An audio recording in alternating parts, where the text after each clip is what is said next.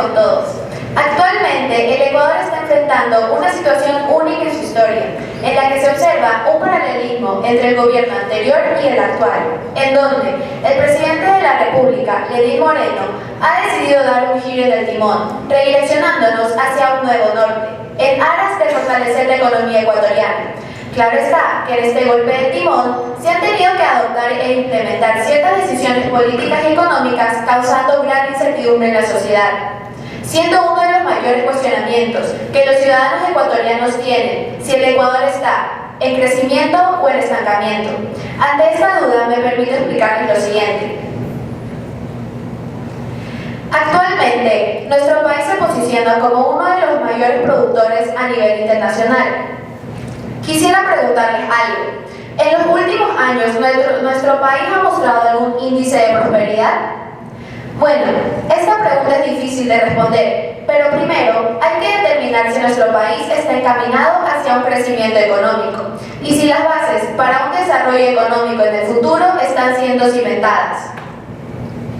Es de conocimiento general que para que la economía de un país crezca, los precios de los bienes y servicios producidos en dicho país deben aumentar. Sin embargo, lo que realmente importa es la producción real, ya que es esta la que nos permite determinar si el sector privado ha aumentado su producción, cómo se está dando la diversificación del mercado dentro de un país, si los recursos disponibles se están utilizando de mejor manera y por último, pero no menos importante, si este crecimiento económico está teniendo resonancia o no en el bienestar de los ciudadanos. A lo que respecta a nuestra matriz productiva, en el 2012 se nos advirtió que cambiar la matriz productiva ecuatoriana impulsaría al país hacia una industrialización y mejoraría el emprendimiento público y privado. Ahora les pregunto, ¿qué es lo que actualmente está sucediendo con nuestra matriz productiva? Pues aparentemente no han habido muchos cambios, pues seguimos exportando bienes primarios tales como el camarón, el banano, el cacao, petróleo, entre otros, y además importamos bienes manufacturados con un alto valor agregado, finalmente la producción con un 9%.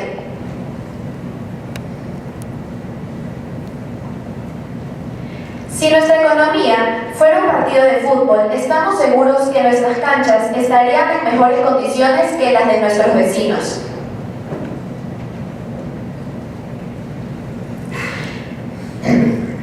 Actualmente, nuestra matriz productiva no ha evolucionado como debería, aún teniendo la ventaja por los bajos costos operacionales que tenemos en el sector agroindustrial, en las bebidas y en los alimentos. Toda esta información según ProEcuador. Tampoco parece ser que se esté aprovechando la idea de que el Ecuador sea el país con menor carga impositiva en toda la región latinoamericana, con un porcentaje de 32.5%, en comparación con otros países como Argentina, con un porcentaje de 106.1% y Brasil, con 68.4% de carga impositiva.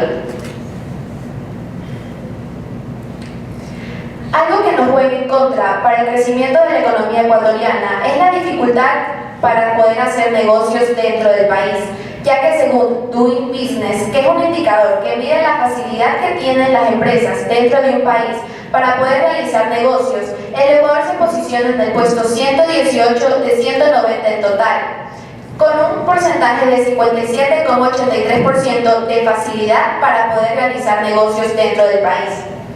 En otras palabras, nosotros como República aún no nos encontramos con un ambiente suficientemente propicio para el emprendimiento, para la creación de empresas ni para las inversiones. En los últimos años, varias organizaciones internacionales han proyectado para nuestro país un crecimiento económico muy bajo en comparación con el resto de países de la región latinoamericana. Por esto me pregunto, ¿qué es lo que realmente está pasando con nuestra economía? Entidades como el Banco Mundial y el Fondo Monetario Internacional han dado su punto de vista acerca de la proyección basada en el crecimiento económico que hemos tenido el año pasado.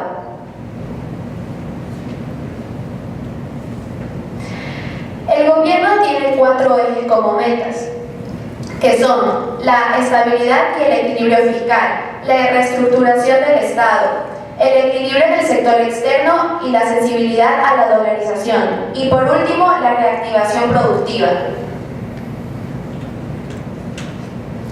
En el crecimiento económico, el Banco Mundial nos proyectó para este 2018 un crecimiento económico de 1.5%, y para el 2019 se nos proyecta un crecimiento económico de 1.6%. Por otro lado, el Fondo Monetario Internacional para este año nos proyectó un crecimiento económico de 1.1%. Sin embargo, esta cifra disminuyó para el año que viene, ya que se nos proyecta con un crecimiento económico de 0,7%.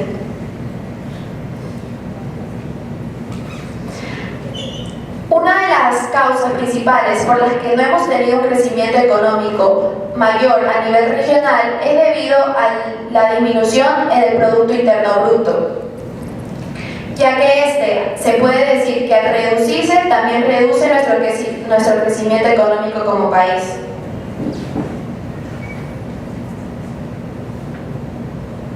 La desaceleración económica en nuestro país en parte se debe a que no tenemos una seguridad que garantice toda la estabilidad política, fiscal, jurídica y económica para ser atractivos a la inversión extranjera. Como mencioné anteriormente, el Banco Mundial para este año nos proyecta un crecimiento económico de 1.5%. Sin embargo, esta cifra se contrasta con el Fondo Monetario Internacional, quien para este actual año nos proporcionó una proyección de crecimiento económico de 1.1%. El desempleo es un fenómeno que ha caracterizado a toda América Latina, pero en los últimos años ha mejorado. Como se puede observar en el gráfico, los países que se encuentran más cercanos al centro son los que ostentan las menores tasas de desempleo a nivel regional. Sin embargo, los que se encuentran más alejados del centro son los que tienen las mayores tasas de desempleo en toda América Latina. Tal es el caso de Brasil, Colombia y Argentina. Por nuestra parte, el Ecuador tiene una tasa de desempleo de 4.3%. Sin embargo, es importante analizar esta cifra, ya que se puede sobreentender que el mercado laboral en nuestro país ha mejorado. Cuando hablamos de empleo, nos estamos refiriendo al empleo adecuado y al empleo no adecuado, o también conocido como subempleo. Según el INEC, el 39.15% de los ecuatorianos se encuentran en situación de subempleo.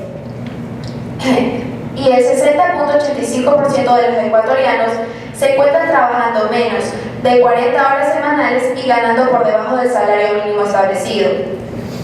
Es importante mencionar que lo que ha aumentado en nuestro país es el empleo inadecuado, es decir, aproximadamente 4 millones de ecuatorianos se encuentran ganando por debajo del salario mínimo. La ralentización de la economía ecuatoriana, como pudimos ver, en parte se debe a que el consumo interno ha disminuido. Si nos ponemos a analizar esto, una reducción en el consumo interno se traduce como una reducción en el nivel de precios.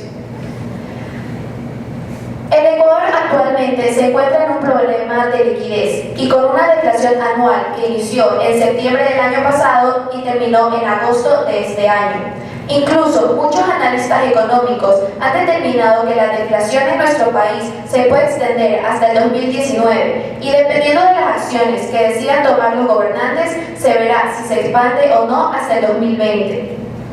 Es necesario mencionar que los empresarios han visto disminuidas todas sus ganancias e ingresos, ya que son ellos quienes absorben todo el impacto de la deflación en nuestro país, reduciéndose así las ventas, la producción y las fuentes de empleo. No existen fórmulas mágicas que nos ayuden a salir de la situación en la que estamos. Sin embargo, lo que sí es necesario que exista es la voluntad de cada uno de los ecuatorianos para la idea de un Ecuador con una economía desarrollada se haga realidad. El excesivo endeudamiento y el aumento del gasto público nos está pasando factura, que se ve reflejado en el desempleo y en el bajo crecimiento económico que hemos tenido como país. Lo que necesita el Ecuador son políticas que garanticen la seguridad jurídica, fiscal y económica para ser atractivos a la inversión extranjera. Se trata de un programa macroeconómico en el cual se deben establecer metas de mediano y largo plazo si en verdad queremos transformar la economía de este país. ¿Qué nos detiene? Me pregunto. Los invito, seamos parte de la solución y no del problema. Gracias.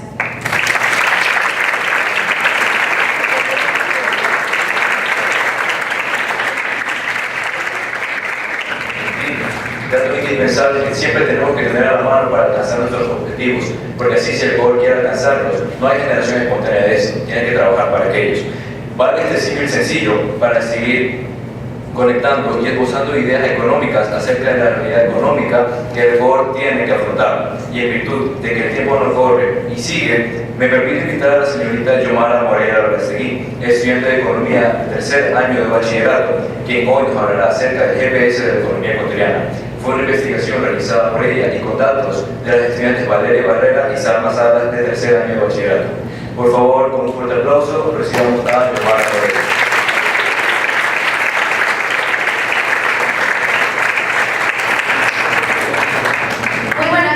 En el escenario mundial, el comercio internacional está pasando por momentos de gran incertidumbre, con un precio del petróleo que se ha ido estabilizando en los últimos meses en $60 aproximadamente.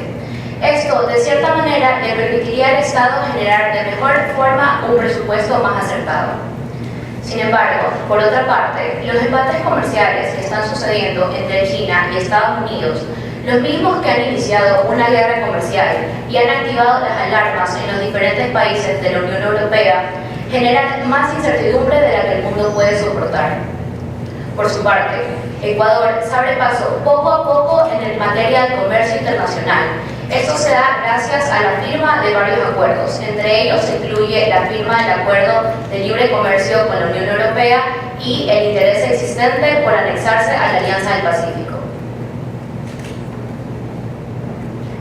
En este contexto, el comercio exterior ecuatoriano durante los últimos años se ha vuelto uno de los principales generadores de oxígeno para los agentes económicos que producen bienes y servicios. Es por esta razón que es imprescindible comprender la brújula del sector externo, en especial las importaciones y exportaciones, ya que estas en sí determinan el saldo de la balanza comercial. Para el tercer trimestre del 2018, la balanza comercial total tuvo un déficit. Sin embargo, Ecuador es un país petrolero, por lo tanto debemos de diferenciar entre el mercado petrolero y el no petrolero. Observando la balanza comercial petrolera durante los últimos 8 años, podemos evidenciar que ha existido un constante superávit. El valor de superávit más alto se encontró en 2012, siendo este de $6.888 millones, cuando el precio del barril de petróleo era de $110. Posteriormente, en el año 2016, se encontró el valor más bajo de superávit, siendo este de $2.088 millones, cuando el precio del barril de petróleo bajó a $43 aproximadamente. Por otro lado, en 2018 se calculó un superávit de $3.062 millones hasta septiembre, gracias a la subida del precio del petróleo que fue de $77. Sin embargo, no nos podemos hacer falsas esperanzas, porque desde noviembre el precio del crudo ha empezado a decaer. Es así como se establece una relación directamente proporcional entre el precio del barril del petróleo y el saldo de la balanza comercial.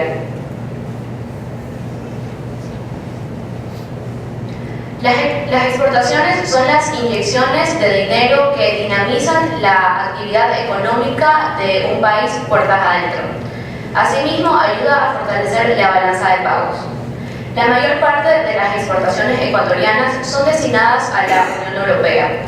Este incremento se ha dado por la mejora entre las relaciones diplomáticas y comerciales, las cuales han tenido un crecimiento del 3% con respecto a septiembre del 2017. A esta le sigue Estados Unidos, el cual presentó un decrecimiento del 4%, y posteriormente está Vietnam con una variación negativa del 9%. Estos tres mercados en total son el destino del 56% de nuestras exportaciones. Las exportaciones desde enero hasta septiembre del 2017 fueron de un valor de $14.043 millones. Durante el mismo periodo, pero en 2018, estas fueron de 16.267 millones de dólares. Se puede afirmar así que ha habido un incremento en el valor de las exportaciones, pero lo que es más importante es que ese incremento no ha sido únicamente por el aumento de precio, sino que ha sido por un aumento del volumen de bienes exportados. Contrariamente, en la balanza petrolera, el volumen de exportaciones se redujo.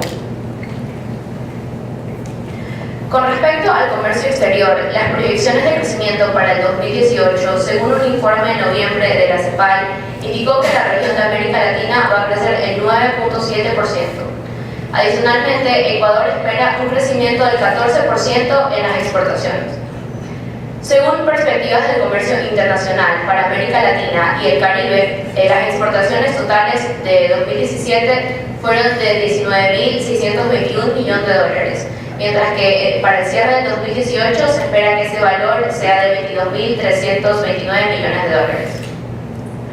Esto sitúa el crecimiento de las exportaciones sobre diferentes países como Colombia, Chile, Perú, Argentina, Paraguay y México. Estos resultados son muy alentadores para una economía que agoniza por inyecciones de divisas e inversión. ¿Es producto de la fortuna lo que está sucediendo? Pues no, si bien ha habido una recuperación económica en el país, este no es el único determinante que ha ayudado al crecimiento de nuestro país. La firma del Tratado Comercial con la Unión Europea ha suponido un crecimiento de las exportaciones en un 2.1%. A la par, un incremento del 100% del intercambio comercial con China, nuestro cuarto mayor mercado, apuntará más esta tendencia al crecimiento. Entre los productos de mayor exportación no petrolera se encuentra el camarón principalmente, con un porcentaje de 25.2%. Le sigue el banano con un porcentaje de 24.9% y finalmente se encuentran los enlatados de pescado con un porcentaje del 9.5%. Si nos referimos a productos no tradicionales y no petroleros, como lo son los snacks, el chocolate, las frutas, como la pitahaya, estas también han tenido un incremento en su valor de exportaciones en comparación a 2017. En aras de diversificar los mercados de destino de nuestras exportaciones, Ecuador apunta a realizar diferentes tratados comerciales. Como ya lo mencioné anteriormente, el principal ha sido el de la Unión Europea, el que lo ubica como nuestro segundo mayor socio comercial solo por debajo de Estados Unidos. A su vez, está buscando la inclusión en la Alianza del Pacífico. Asimismo, para el mes de junio de este año se firmó el acuerdo comercial con el EFTA, o el European Free Trade Association, que es conformado por países que no forman parte de la Unión Europea. Y algo que es muy importante destacar es que el 99% de nuestras exportaciones entrarán a esa región sin ningún tipo de arancel. La proforma del presupuesto general del Estado constituye un instrumento contable donde se registran los ingresos y las salidas de dinero de las diferentes entidades públicas. En virtud de lo expresado, revisemos rápidamente el siguiente gráfico. Como podemos observar, entre los años 2013 y 2015, la tasa de crecimiento promedio fue del 12.27%. Esto se da en virtud a las condiciones propicias que existieron en ese año. Sin embargo, si comparamos los años 2015 y 2016, se puede decir que hubo un decrecimiento de aproximadamente 21.73%, lo que representa 6.482 millones de dólares. Esto se debió a que hubo una caída del precio del barril de petróleo, llegando a ser de 35 dólares y una apreciación del dólar por causas exógenas. Por otro lado, si consideramos el valor del presupuesto general del Estado de 2016 y 2019, se puede estimar que habrá un crecimiento de aproximadamente el 5%. No obstante, entre 2018 y 2019 el presupuesto caerá en un valor de 3.533 millones de dólares. Debemos tener claro que la proforma del presupuesto general del Estado efectivamente es un documento contable donde se ingresa la suma de ingresos y egresos. Sin embargo, este debe ser una guía para el Estado para saber las necesidades del pueblo y las necesidades económicas que embargan a nuestro alrededor. Adicionalmente, el gobierno necesita financiamiento, tanto externo como interno. El financiamiento externo tiene fuentes tales como los créditos y los préstamos. Entre los préstamos que ha solicitado Ecuador se encuentran dos al Banco Interamericano. El primero es por un monto de 237 millones de dólares, cuyo propósito es la mejora en las prestaciones de servicios sociales. Y el siguiente monto es de 250 millones de dólares, cuyo propósito es el transporte metropolitano de Quito. Existe también otro préstamo al Banco de Desarrollo de América Latina por un monto de 150 millones de dólares, cuyo propósito es fortalecer el sector de la electricidad. Richard Martínez, ministro de Finanzas, indica que ese valor está amparado por la ley de fomento productivo. Junto con el nuevo gobierno vinieron nuevos cambios, y es así como se presentan las medidas de reajuste económico. Existen varias, sin embargo vamos a destacar dos. La primera consiste en un plan de austeridad que pretende reducir el tamaño del Estado, reducir el déficit e impulsar el sector privado en función de la generación de empleo y de las oportunidades en el mercado.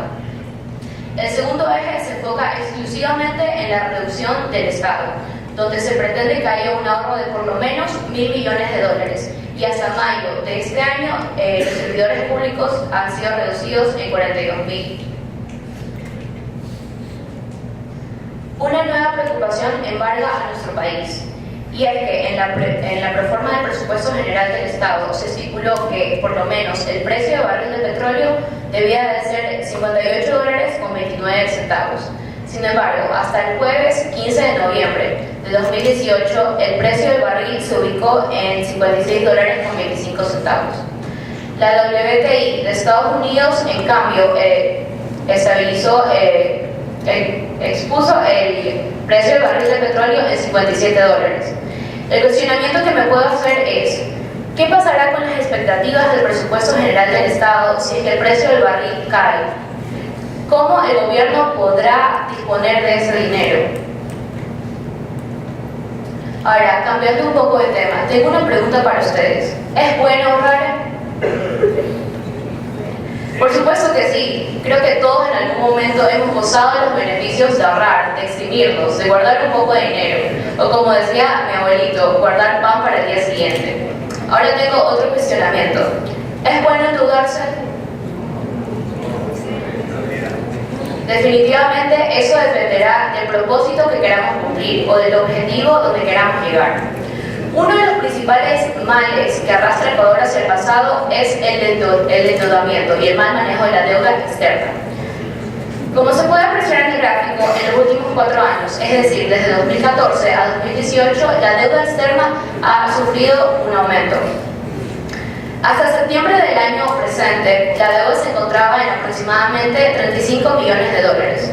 Esto representa aproximadamente el 32% de nuestro Producto Interno Bruto. En 2017, el valor de la deuda fue de 28.000 millones de dólares, representando el 27% del Producto Interno Bruto. Es muy importante destacar que este gobierno se ha endeudado con 8.500 millones de dólares, contrario a lo que se estipulaba en un principio. A lo anteriormente señalado, tenemos una serie de importantes vencimientos de capital y el pago de intereses de los bonos globales. En conjunto, este monto es otra deuda de aproximadamente 25 millones de dólares. Todo esto hace que la coyuntura de nuestro país sea sensible y frágil y que haya un posible colapso de la economía. Recordemos que actualmente el gobierno estipuló que la deuda no podía pasar del 40% del Producto Interno Bruto. Sin embargo, se estipula que por lo menos actualmente es del 47%. Contamos con la capacidad de pago. ¿Es aconsejable que el gobierno actual continúe endeudándose? Las expectativas de la economía han caído debido a los ajustes macroeconómicos que ha hecho este gobierno. Asimismo, las inversiones han caído en un 40%, pues se estipula que para 2017 estas fueron de 80.000 millones y para 2018 estas son de 4.000 millones. Esto significa que se ha reducido en 4.000 millones. Sin embargo, hay un frenazo en la economía por la disyuntiva que existe entre la inversión pública y la inversión privada. Pues en este año la inversión pública fue de aproximadamente 4.000 millones de dólares y la privada fue de 1.200 millones de dólares. Las pequeñas y medianas empresas son actores indispensables en la economía del mundo. Mundialmente, estas conforman una proporción del 90%, y en América Latina es aún mayor, pues conforman una proporción del 97%. Las pymes o pequeñas y medianas empresas se ubican en Ecuador en las regiones de Pichincha, Guayas, Azuay, El Oro y Manabí. Estas empresas enfrentan diferentes problemas como retrasos en la tecnología, costos de producción, de financiación y problemas de competitividad. La burocracia, la tramitología y la exasperante papelería en la que se enfrentan bastantes emprendedores ha sido otro debilitante para nuestro crecimiento económico. El índice de competitividad global de 2017 y 2018 indicó que Ecuador está entre los últimos 10 países en uno de los indicadores más importantes: la eficacia para cumplir la tramitología en el sector público. Eso significa que fuimos ubicados en un puesto 128 entre 137 países.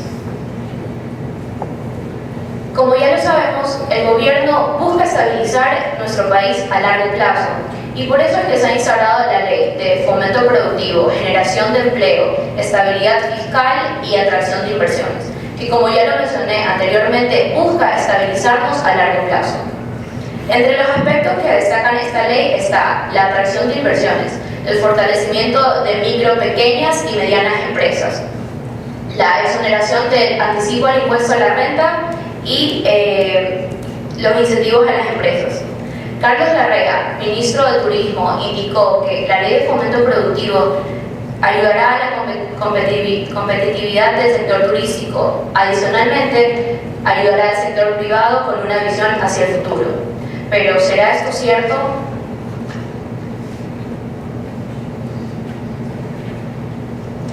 Frente al contexto de apertura comercial, nuestros vecinos ganan mayor competitividad. En función de esto, me pregunto cuestionarme: ¿el Ecuador debe dar un golpe de timón hacia un puerto seguro o Ecuador debe de dar un golpe de timón hacia nuevos horizontes? Por otro lado, existen sectores que sienten presiones ante la tramitología o la burocracia. Dicho esto, ¿debemos continuar con una matriz productiva condenada al siglo XVIII o debemos incentivar la renovación de la matriz productiva de bienes renovables, tales como la tecnología, el talento humano ecuatoriano o el conocimiento? ¿Y la deuda? ¿Debemos cancelarla o qué esperamos? ¿Más deuda? ¿Cuál es la ruta que debemos de escoger? ¿O debemos actualizar la aplicación del GPS económico de nuestro país? Gracias.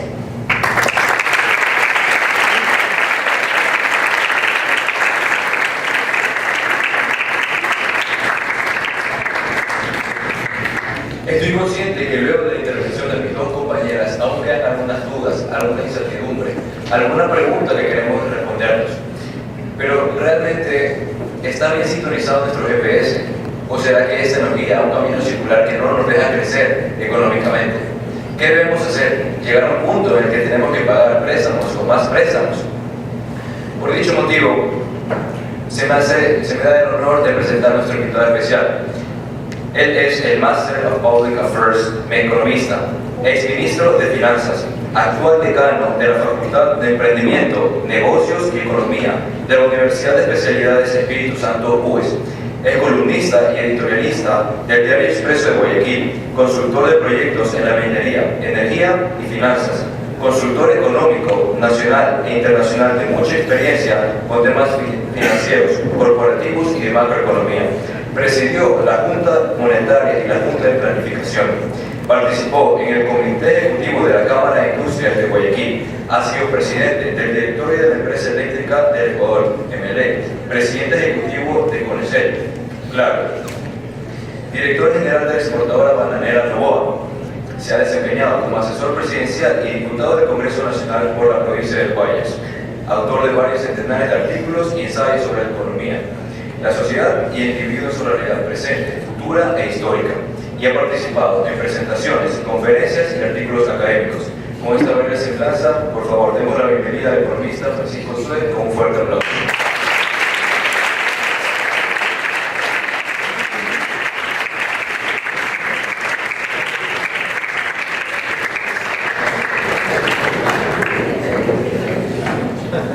Antes que nada, mi agradecimiento a la Logos Academy por esta grandísima invitación y por la posibilidad de conversar con ustedes.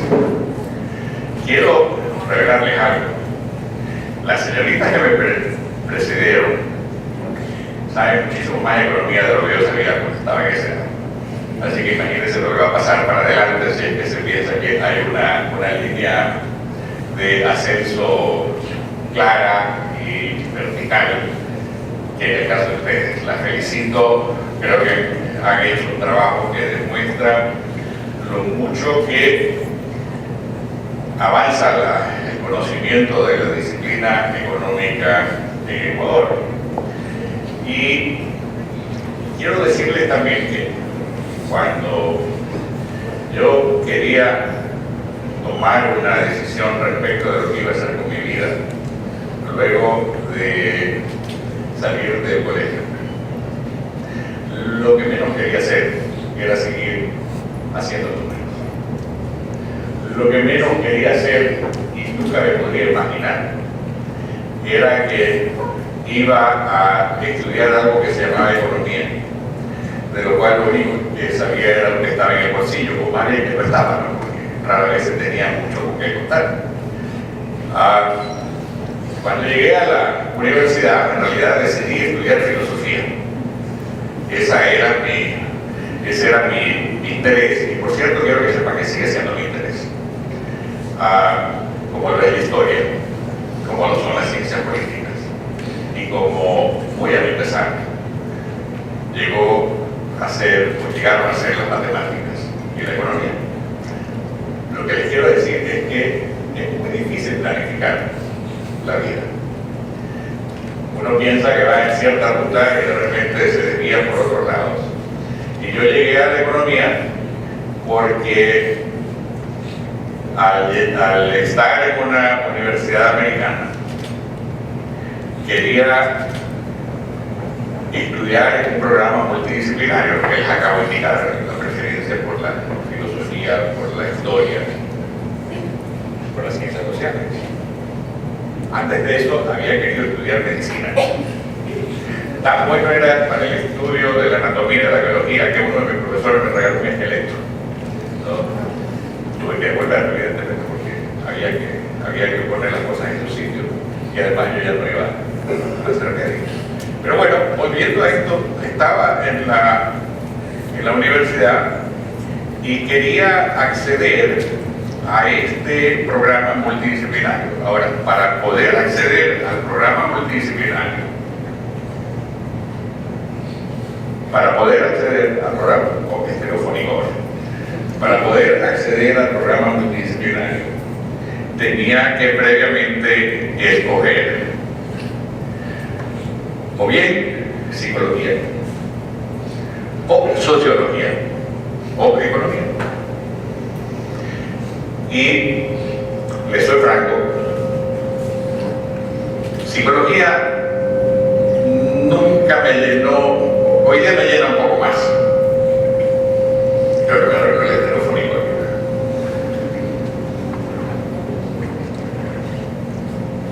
En ese entonces, estamos hablando de los años 60,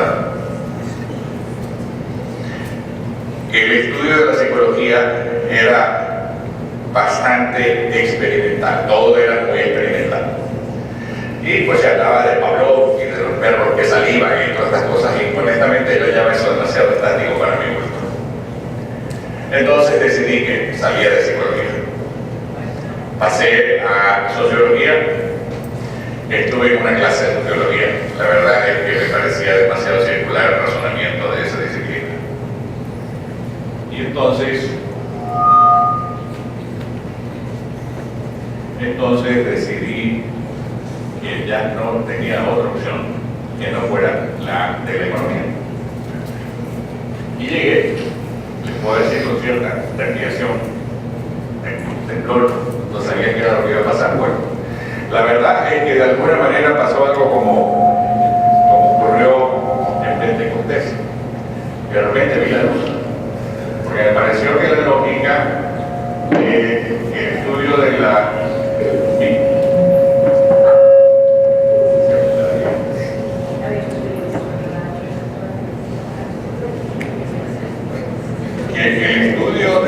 la microeconomía, porque así empezó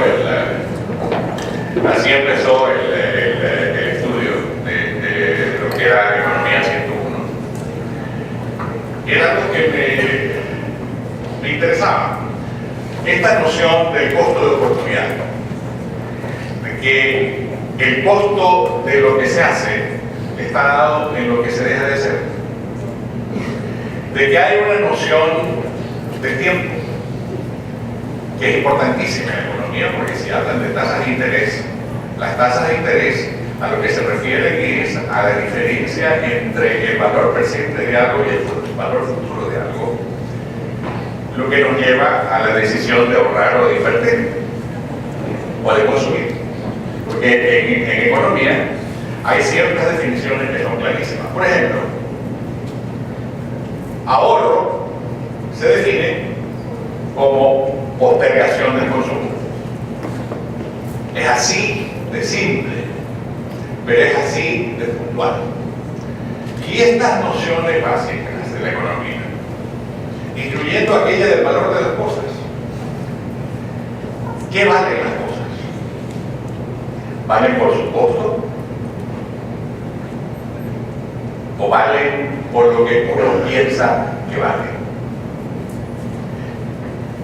Esta botella de agua en medio del desierto o aquí afuera nomás, en un día de sol, tiene un valor mucho mayor que en este momento. Es más, es una situación extrema. El valor de algo y en consecuencia el precio que uno está dispuesto a pagar está dado precisamente por esa percepción subjetiva que uno tiene del valor de algo. Y está dispuesto, repito, en un caso extremo, a cambiar una pepa de oro por una botella de agua. ¿Y por qué vale más la pepa de oro que el agua? Bueno, porque no obstante que la pepa de oro es menos útil para la vida que lo que es la botella de agua, la relativa abundancia del agua no permite que ese valor sea menor. Eso nos lleva a lo que es la oferta y la demanda. La pepa de oro tiene muy poca utilidad, pues no se la puede comer, pero el agua se lo puede tomar y en un momento dado puede resultar que esa agua le salve la vida y la pepa de oro lo termine matando. Entonces, el valor de las cosas, el costo de oportunidad, la noción de oferta y demanda, la tasa de interés, la preferencia de tiempo y la libertad de elegir, todos estos temas van de la mano. Y todo esto es lo que define a una economía liberal, a una economía individual.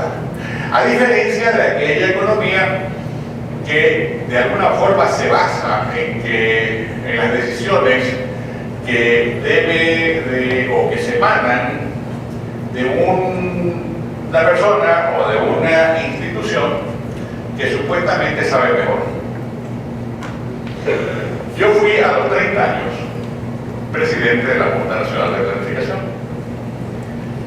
y ya les conté lo que pienso de la planificación, porque les dije lo que pensaba hacer con mi vida.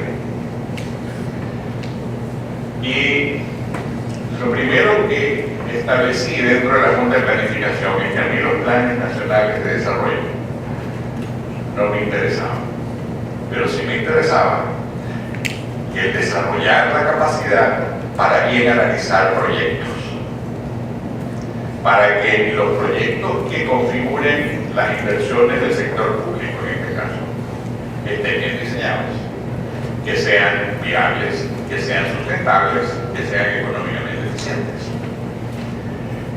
Y ese mismo espíritu me llevó más adelante, cuando a los 36 años fui ministro de Finanzas. Por cierto, yo fui más joven ministro de Finanzas que el actual. Y tenía una situación horrorosa. La de hoy, más allá de que el gobierno no quiere decir otra cosa, es bastante mal. Pero la que a mí me tocó enfrentar fue peor todavía. Porque teníamos una economía que había sido físicamente devastada por algo que ustedes en su gran mayoría no han experimentado, que se llama el fenómeno del Niño. Piensen en la lluvia más torrencial en la que han estado en su vida y piensen que esa lluvia torrencial se repite todos los días por un año y van a tener una idea de lo que es el Niño.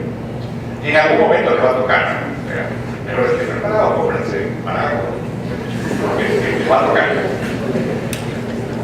Cuando llegamos al gobierno en 1984, el 10 de agosto de 1984, las carreteras del país, y eran carreteras chiquitas, ¿no?, estaban destruidas. Se habían caído más de 100 puentes, más de 100 puentes. La caja fiscal estaba más seca de lo que está ahora. Teníamos una reserva monetaria internacional negativa de 500 millones de dólares. Teníamos una deuda, hablando de deudas, ya vamos a hablar de deudas. Teníamos una deuda que era más grande que la economía, 107% del tamaño de la economía. Una inflación del 30% y creciente. Y un Congreso rabiosamente en contra, pero rabiosamente en contra, que si uno se acercaba, lo quería sacar a palo y piedras, ¿no? Entonces podrán imaginarse lo que era, por cierto, hablando de agricultura, más de la mitad de la producción bananera estaba bajo el agua. Entonces cuando uno se enfrenta a circunstancias de esas, que es parecido a lo que sucede cuando uno tiene una guerra, debe de tener visiones claras respecto a lo que hay que hacer. ¿Qué era lo que había que hacer? Tomar decisiones inmediatas. Inmediatas. Esto de gradualismo es como decir, mire, usted tiene cáncer, va a haber que extirparle la pierna, pero primero vamos a sacarle el dedo gordo, después le vamos a sacar la mitad del pie, después vamos a seguir a ver qué pasa. Por eso es que yo, precisamente porque a mí no me lo costó nadie, yo tuve que hacerlo. Tomar decisiones inmediatas respecto de corregir la distorsión cambiaria. Ustedes nacieron en la dolarización, pero aquí teníamos una moneda muy venerada y muy venerable que se llamaba el sucre, que había sido el signo monetario del Ecuador desde 1884 y que tenía una paridad cambiaria de, al momento que llegamos, de 70 sucres por dólar, más o menos. Pero cuando hay distorsión del tipo de cambio, en otras palabras, los gobiernos tratan de mantener más fuerte la moneda de lo que es. Para hacerlo, ofertan dólares, en este caso, a la economía. Eso nunca funciona, porque lo que hacen los agentes de mercado, algunas veces llamados especuladores, es que simplemente toman esos dineros y se los guardan para sí. Y quien termina siempre perdiendo es el gobierno. Había distorsión cambiaria, le pusimos punto final a la distorsión cambiaria el día 1. Había distorsión de las tasas de interés. Y cuando las tasas de interés están por debajo de la inflación, lo que se produce es que no hay incentivo al ahorro. ¿Quién quiere ahorrar? Dejar de consumir. Si sabe que el día de mañana lo que tiene en dinero le va a permitir comprar menos o consumir menos, nadie lo hace. Todos somos economistas, aunque pensemos que no lo somos. Entonces, la decisión es consumir más y eso acelera la inflación. Y el resultado de eso fue precisamente que había lo que se llama desintermediación bancaria. Los depósitos caían, los depósitos de ahorro caían, la capacidad de la banca para otorgar créditos evidentemente caía. Entonces era necesario cambiar eso y liberamos las tasas de interés. Una tercera cosa tiene que ver con los precios. Cuando hay control de precios, siempre va a haber especulación. Siempre. Esto es algo que no aprenden los amigos socialistas. Siempre hay, cada vez que hay represión, el mercado sale por acumulado. ¿Cómo creen que existe el contrabando? El contrabando es un mecanismo del mercado, porque hay represión en las aduanas. Y mientras más represión en las aduanas hay, más contrabando. El día que bajan los aranceles a niveles que no son compatibles con el hecho de estar contrabandeando, para el contrabando. Es exactamente lo que ocurre en el caso del tipo de cambio, en el caso de las tasas de interés. Por eso la estabiliza y de los controles de precios. Entonces, muchas veces lo mejor es dejar que el mercado tome oxígeno y eso va a llevarnos a una estabilización. Lo siguiente que había que hacer, y lo hicimos en 3 semanas, fue abordar el tema de la deuda externa del Ecuador, que le digo que era 107. Yo tuve que negociar y firmar los tratados, perdón, los acuerdos de refinanciación con 602 bancos. 602 bancos. Y eso, claro, tomó el tiempo que tomó, pero llegamos a un acuerdo a las 3 semanas. Ese acuerdo estipulaba, primero, que habría un modelo de acuerdo a lo largo de 7 años, de suerte tal que no había que ir a renegociar todos los años. Segundo, que bajaban las tasas de interés. Eso es la diferencia de lo que ha pasado ahora. Entonces las logramos bajar, las tasas de interés, no obstante que el Ecuador había perdido todo el crédito. La bajamos de suerte tal que tuvimos ahorros programados de alrededor de 800 a 900 millones de dólares. La inflación, repito que había estado en 30%, la bajamos al 18%.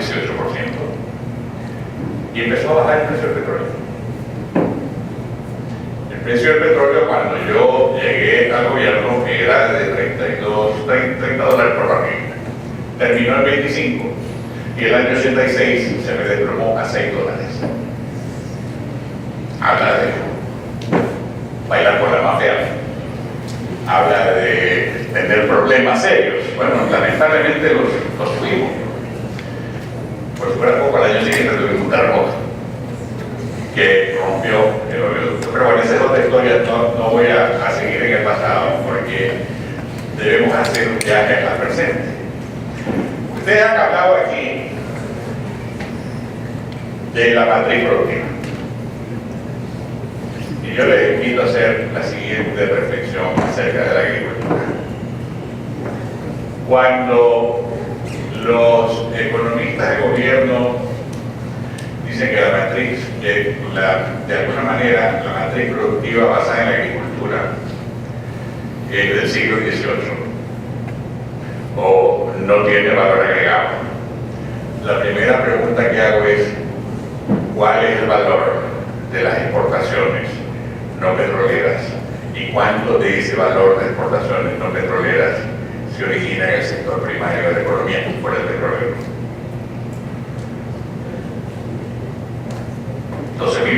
14.000 millones. ¿Cuánto cuesta producir eso? 3.000, 4.000 millones. La diferencia es el valor agregado. O sea, el valor agregado se tiene. Pero no cometamos el error de menospreciar a la agricultura. Miren ustedes, países, regiones muy desarrolladas son productores primarios.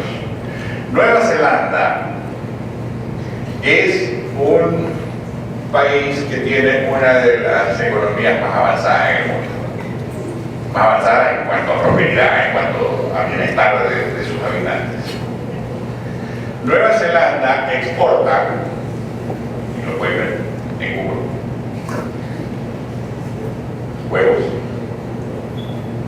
miel, leche, carne, lana. Australia es un exportador básico. Obviamente ellos tienen una riqueza mineral importante, pero son básicos también. California, la sexta economía más grande del mundo, es y basa su economía y prosperidad económica, entre otras cosas, en la agricultura de legumbres, lechuga, aguacates, tomates, bolsitas de Bruselas. Tiene la productividad más alta del mundo. Chile tiene una canasta de exportaciones como de 100.000 millones de dólares, 30.000 de cobre, y el resto no son automóviles, no son carros, son frutas, son vinos, son productos que se originan en el sector primario. Porque la agricultura no tiene por qué seguir siendo una agricultura de subsistencia. Ese es el problema de la percepción. Que pensamos en agricultura y pensamos en gente que tiene una pequeña finca porque eso produce para vivir. Pero sepan ustedes, inclusive aquí en Ecuador, las empresas más sofisticadas que hay, las industrias más sofisticadas que hay, son de la agricultura. Tenemos un posicionamiento importantísimo en materia de camarones. Y esa es una industria sofisticada, porque requiere saber de la crianza y de toda la fisiología y el crecimiento y el rendimiento del camarón. Y es necesario asegurar que la crianza del camarón no se pierde por razón de enfermedades. Es necesario empaquetar esto de la mejor forma, es necesario buscar la mejor manera de presentar el camarón con cabeza en vez de la cola de camarón, porque cuando compran el camarón con cabeza le pagan también la cabeza, y eso, pues, como le pagan por libra o por kilo, pues ya se dan cuenta de lo que eso significa. En el caso del cacao, si estamos desarrollándonos al punto de ser el primer exportador, productor latinoamericano de cacao, luego de que hace 100 años éramos el primer productor y exportador mundial del cacao fino, que es el más o menos, en el caso ecuatoriano, creo que es el 60% de toda la producción de cacao fino en el mundo viene de acá. Eso requiere conocimiento. Eso requiere valor agregado, eso requiere sofisticación, requiere marketing, requiere estrategia, requiere presupuesto, requiere buena contabilidad para saber qué es lo que se está haciendo. Entonces, la agricultura es, y debemos de verla así, como un gran potencial que el país tiene. Nos lo muestra todos los días. Es un país que, no obstante tener una situación de producción agrícola avanzada, prácticamente permite alimentar o suplir las necesidades alimenticias de la población en un 96%. Somos diferentes que Venezuela. Venezuela, en los tiempos de que lo llamaban los venezolanos la Venezuela saudita, importaba hasta la mantequilla, los quesos, los huevos los importaba de Nueva Zelanda. Y miren ustedes lo que pasó. Entonces, la seguridad alimentaria o la seguridad alimenticia de la población es un tema importante. Y si por un lado tenemos la seguridad alimenticia, por otro lado tenemos quien hace la chequera de la dolarización, y por otro lado tenemos las exportaciones, pues entonces debemos de pensar que en agricultura tenemos mucha tela por cortar. Solamente China tiene capacidad para importar el doble de alimentos de lo que está importando ahora. y nosotros estamos en capacidad de suplir mucha de esa necesidad. No quiero decir que solamente le vendamos a los chinos, tenemos que venderle a todo el mundo. Nunca es bueno enmarcarse en un solo mercado, sea en este caso como tener un solo vendedor, ¿no? Sino que, que tener un solo comprador, un monosomio, o admitir una relación en la cual solamente tenemos monopolios o oligopolios que nos suplen.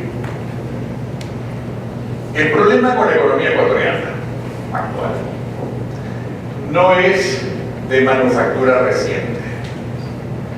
Viene, ciertamente puedo decirle desde que yo tengo uso de razón, y antes.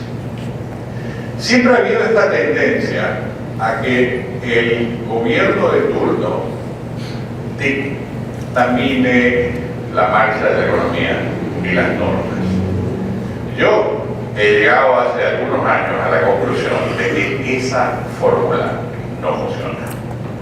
Ecuador no tiene por qué ser un país subdesarrollado. Ustedes lo demuestran, ustedes lo acaban de demostrar con la importante articulación de análisis que acaban de hacer. Que ustedes podrían estar aquí o podrían estar en Oxford. Es cuestión de decir, nosotros los ecuatorianos sí podemos. Pero para eso necesitamos organizarnos de otra manera. Para eso necesitamos cambiar la noción de gobierno y la noción de Estado que tenemos. Y a ustedes les va a tocar la tarea.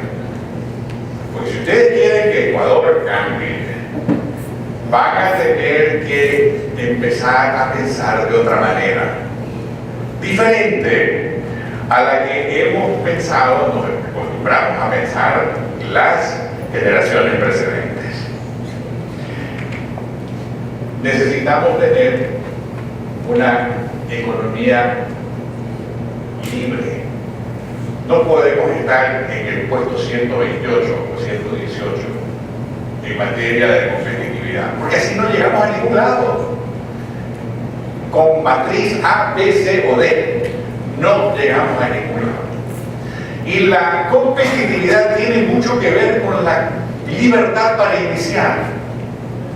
Y si tenemos la capacidad mental para iniciar, entonces no estemos sujetos a lo que los burócratas nos digan.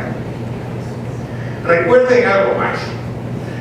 Cuando un gobierno se endeuda, y ahora estamos endeudados nuevamente, ese gobierno siempre le pasa la cuenta a alguien más. Es como que ustedes tengan un vecino que botarate, gasta toda la plata, se da la buena vida, y que cuando se le acaba la plata, le pidan que usted le pague la cuenta. Es exactamente lo que pasa con el gobierno. Es exactamente lo que nos pide cuando dice, tenemos que subir los impuestos. Ahora piensan, el rum es fuerte, de subir el IVA al 15%. Yo en lo personal me opongo a eso, no porque no lo haya hecho yo cuando tenía que hacerlo, pero eran unas circunstancias en las cuales efectivamente yo sabía lo que había que hacer. Ahora, el hecho es que no me están demostrando que hay visión. Ya ustedes lo trataron. ¿Qué pasa con el GPS? Este es un GPS medio fulero que no nos está dando por la indicación correcta. Nos está señalando un norte medio raro. Y mientras tengamos gobiernos que presentan presupuestos como el actual, vayan ustedes al presupuesto, miren ustedes la página correspondiente al financiamiento del presupuesto. Dice que requiere 8.100 millones. Primero, 8.100 millones no es la cifra, pero tomemos la cifra de ello. Miren ustedes cómo se discrimina esos 8.100 millones. Y resulta que el 56% de estos 4.000 proviene de recursos no identificados. ¿Quiénes son? ¿Dónde están? ¿En qué condiciones van a presentar? Si alguien presenta un presupuesto de esa manera, ese presupuesto no puede ser aprobado sin citares. Lamentablemente, la calidad de análisis que se tiene en la legislatura y en el Ministerio de Finanzas, que ha decaído del tiempo en que yo estaba allá, no es lo suficientemente buena como para asegurarnos de que, oye, ¿y esos 4.000? Entonces, ¿qué pasa si los 4.000 no los consigues? O si consigues 1.000 de los 4.000, o si los consigues al 15%. ¿Qué ocurre con el país? ¿Qué ocurre con la economía? ¿Qué ocurre con las perspectivas de ustedes? Porque la economía siempre pasa la cuenta. Pone el 58.29 de precio referencial del petróleo. Esos 29 centavos yo te lo quitaría porque da la apariencia de una exactitud que no existe. Cuando al ministro ayer se le preguntó en la Universidad de Espíritu Santo de dónde acá sacaron los 58.29 dólares, dijo, es que tenemos unos modelos econométricos que nos dan esos resultados. Yo les puedo decir, mis ganas no están pintadas. Salieron aquí después de cometer más errores que aciertos. Y les puedo decir con toda certidumbre que no hay nadie en el mundo que les pueda predecir el precio del petróleo. Cuando yo era ministro en el año 86 pusimos un precio referencial de 18 dólares el barril, que estaba por debajo de los 25, 26 dólares que lo que estaba en ese momento. Y llegó a 6. Llegó a 6. ¿Cuánto pesa el petróleo en el presupuesto? La respuesta es muy poco. En economía sí, pero economía es una cosa, el presupuesto del Estado es otra cosa, son dos temas diferentes. Entonces, ese precio no es muy indicativo de muchas cosas. Ahora, si queremos tener un GPS que apunte hacia el norte verdadero, empecemos por darle prioridad al crecimiento. Ahora, ¿cómo crecemos? ¿Qué es lo que nos hace crecer? Hiciste una pregunta. ¿Importa el ahorro? Sí. ¿Seguro? Segurísimo. Porque otra definición en economía es que ahorro e inversión la misma cosa son. Ahorro e inversión la misma cosa son. Ahora, ¿qué quiere decir esto? Que en el proceso piensen en una suerte de círculo, porque eso es la economía, las relaciones son circulares. Es decir, bueno, ¿cómo empezamos este círculo? ¿En qué punto empezamos? La mejor respuesta que les puedo dar es: empieza con el ahorro, con la decisión colectiva de dejar de consumir en ese momento. Eso es el ahorro. Eso lo dije la definición previamente. Entonces, ese ahorro a su vez financia la inversión. La inversión, que es la formación de capital, es lo que permite pasar del sueño de un colegio a la realidad de un colegio viviente, de un colegio que está avanzando y que se está desarrollando y que tiene muestras materiales, aparte de las intelectuales que naturalmente posee, pero el hecho de que estamos aquí, en un sitio donde hace 20 años pues lo que había era campo abierto. Entonces, esa inversión, a su vez, demanda empleos, genera empleos. Hay una relación en economía que se llama la relación capital-empleo. Entonces, la relación capital-empleo nos permite más o menos proyectar cuánto tenemos que invertir al año para crear un empleo productivo. Y de esa manera agregamos todo eso. Una vez que alguien esté empleado, tiene capacidad para consumir. Entonces se producen los productos que son consumidos por quienes ahora tienen ingresos para poder gastar y ahorrar.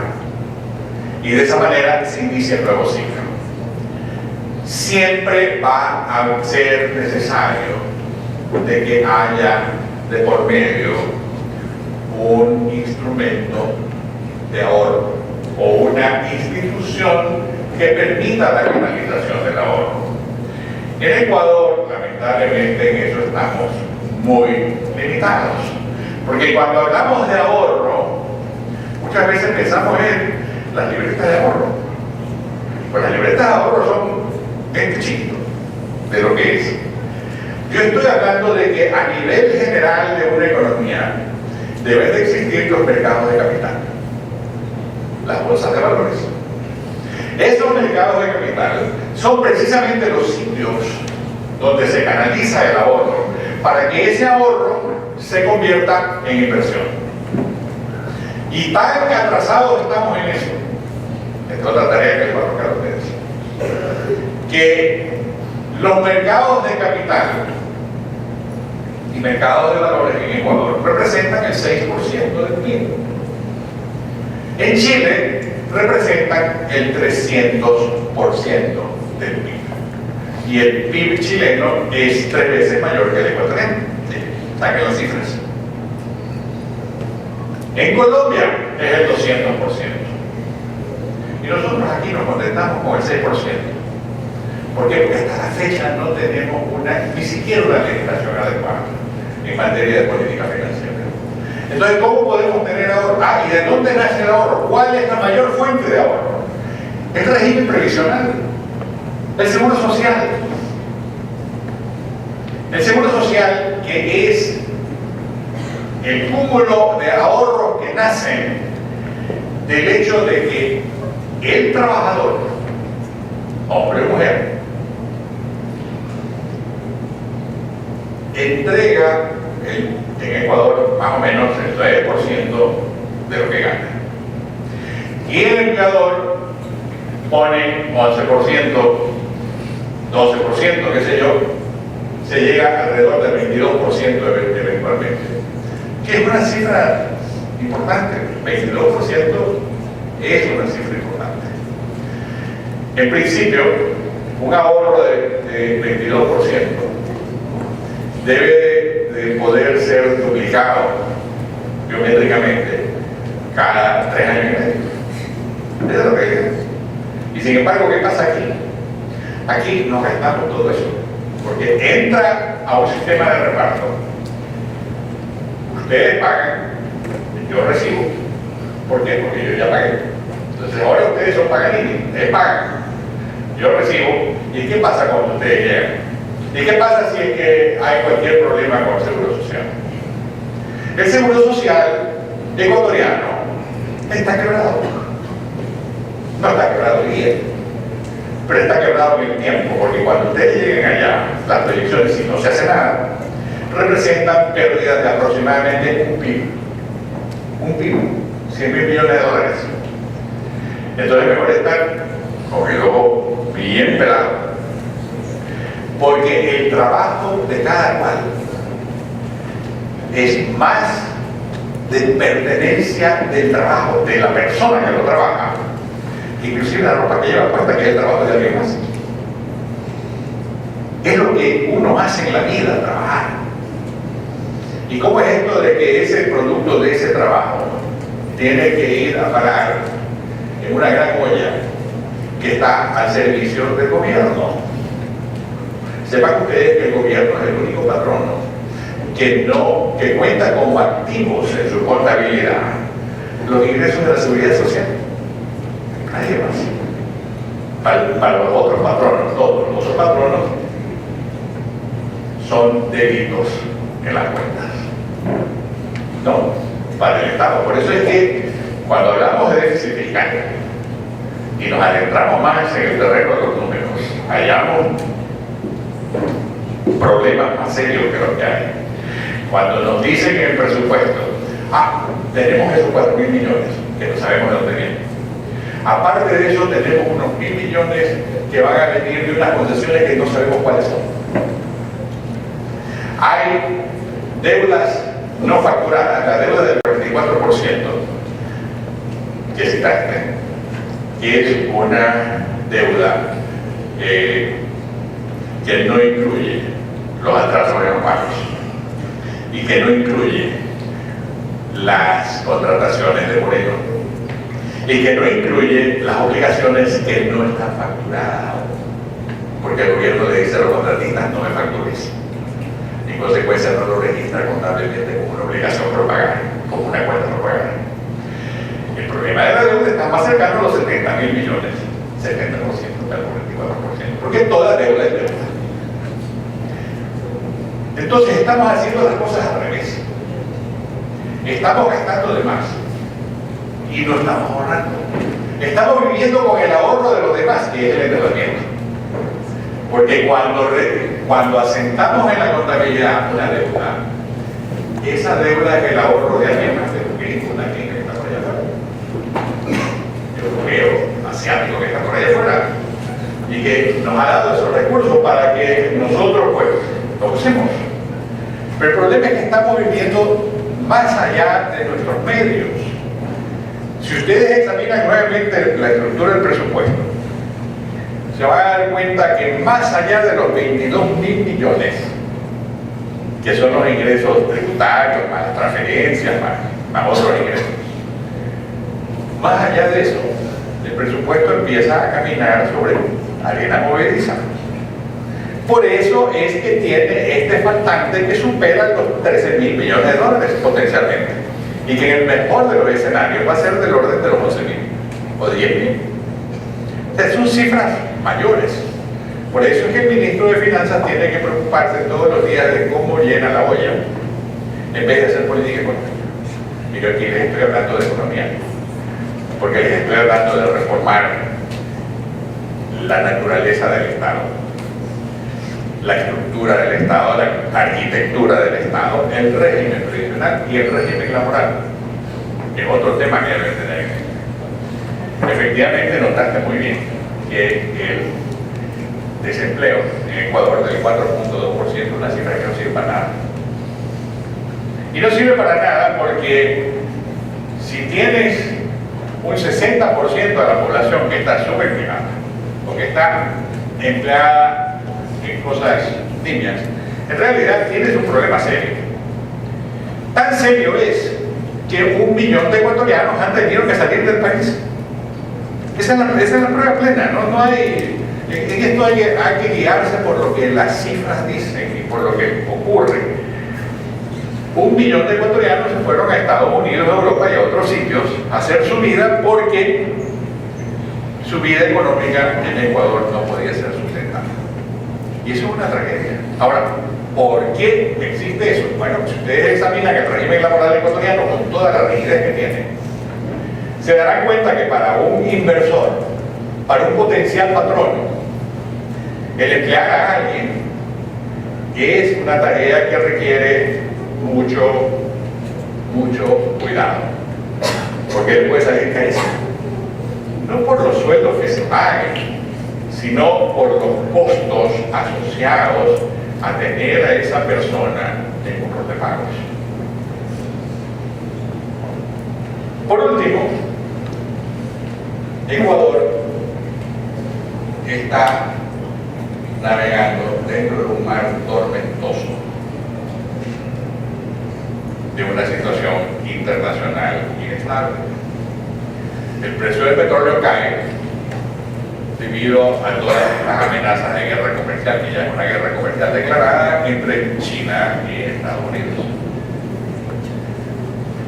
A ratos pienso que el presidente Trump tiene en una versión americana de Correa, porque hace las cosas a su manera, piensa que el universo gira alrededor de su persona y hace las cosas mal. Entonces, niega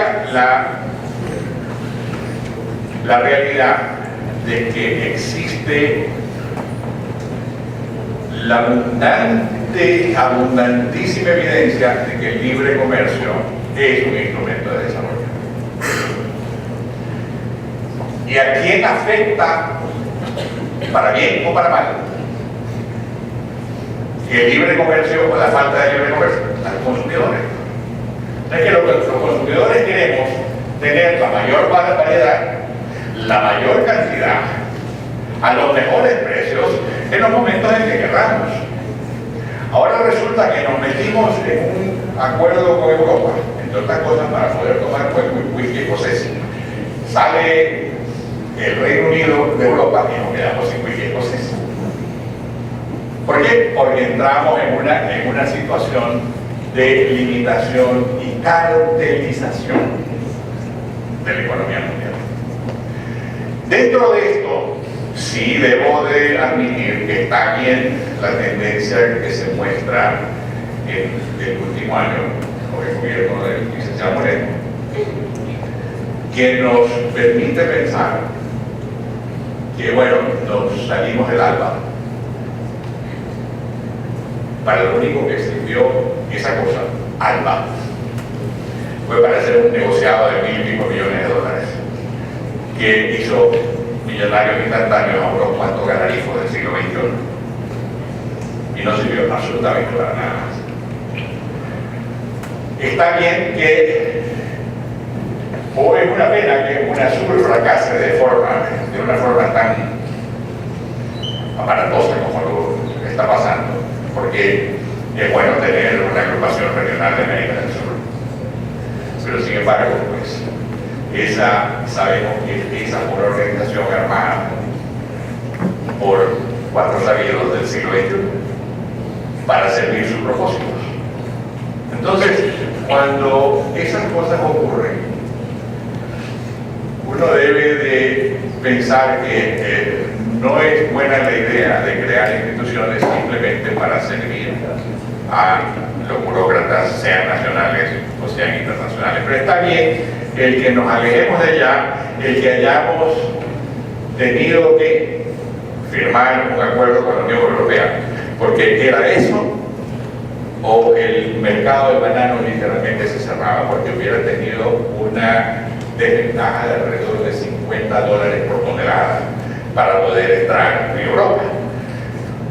La firma del acuerdo con Europa permitió que el 96% de los productos exportables de Ecuador entre a Europa sin restricciones arancelarias.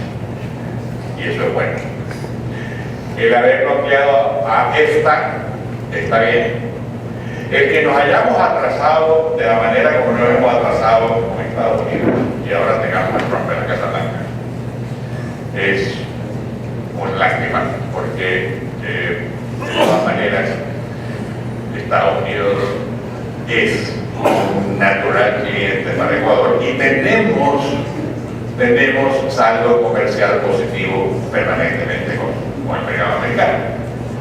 Entonces, si nosotros queremos cambiar y fijar el rumbo del GPS, pensemos primero en que efectivamente tenemos que estabilizar el fisco, que no podemos aguantar un Estado que se lleva el 40% de los recursos o que gasta el 40% de los recursos de la economía, cuando históricamente ha sido 25, hacia allá tiene que ir. Tiene que volver hacia allá por razones poderosas de buena economía. Segundo, que tenemos que crear las condiciones para el crecimiento, tanto por el lado del ahorro y de la captación del ahorro, que sea nacional e internacional a través de la inversión externa privada directa, o que adicionalmente ese ahorro ese ahorro esté acoplado con todas las facilidades para hacer negocios, que no seamos un país segundo en la región en materia de facilidad para hacer negocios. Tenemos que cambiar el régimen tributario. El régimen tributario y la generación de ahorro van de la mano.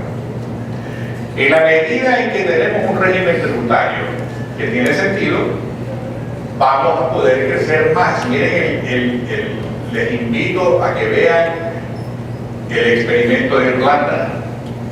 Irlanda en los años 80 era un país que a duras penas tenía algo más de ingreso per cápita que Ecuador. Hoy en día tiene un ingreso per cápita superior a los $60.000. Y si ustedes examinan la estructura tributaria de Irlanda, Irlanda tiene un impuesto a la renta del 13%. Yo no sé por qué. Paraíso fiscal, paraíso. En este caso es mala plata. Entonces, ¿qué? ¿El infierno fiscal es buena palabra? Y vivimos en un infierno fiscal y estamos contentos porque estamos totalitos. No es así. Tenemos que tener un equilibrio en ese régimen tributario. No es posible que quien se pone a hacer sus declaraciones de impuestos tenga que pasar 600 horas al año. 600 horas al año para cumplir con sus obligaciones tributarias. Estamos desmadejados de la cabeza cuando pensamos en esta cosa. Entonces aquí hay mucha tarea por hacer. Yo los acompañaré mientras pueda, pero ya tengo que ir para ustedes. Gracias.